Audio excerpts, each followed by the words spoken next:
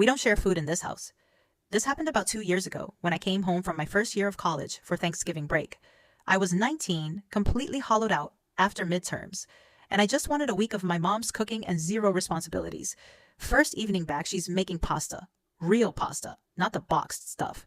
She opens the fridge and pulls out this container of leftover smoked salmon dip she'd made for herself earlier that week. Sets it on the counter with some crackers. Just for her. I grab a cracker and reach toward the container. She looks at me. What are you doing? Getting a snack? We don't share food in this house, Nadia. I buy what I want. You buy what you want. I pulled my hand back. It wasn't mean.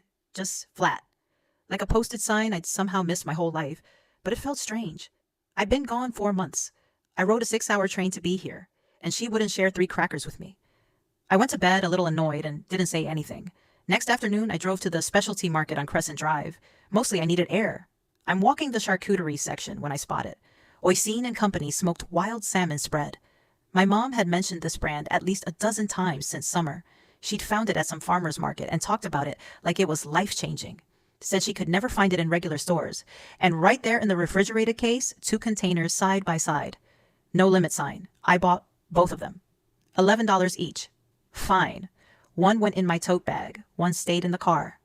That evening, I opened my container at the kitchen counter, got out the nice crackers from the pantry, made a little spread like I was at a wine bar.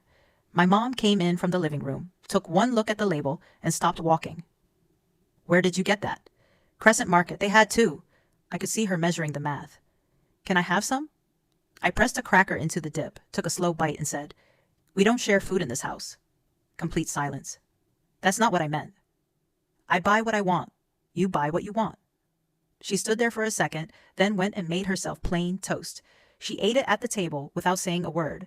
I sat across from her and ate my gourmet salmon dip with full eye contact. Honestly, it was delicious. Absolutely worth it. The next few days had a certain chill to them. Not cold, just careful. We still cooked together, still watched movies. She just had this look she was carrying around and pretending she wasn't. Thanksgiving morning, after the plates were cleared and she was wrapping up leftovers, I told her to hold on.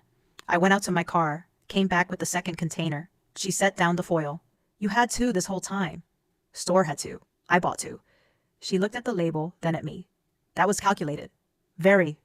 She laughed before she could stop herself. Then she sat down and said something I didn't expect. That living alone had made her territorial about small things. That she'd made a rule to protect her own space and never thought about how it sounded to someone who used to live there. We opened it that afternoon, sat at the kitchen table with crackers and leftover turkey and a show neither of us was really watching. She ate most of it.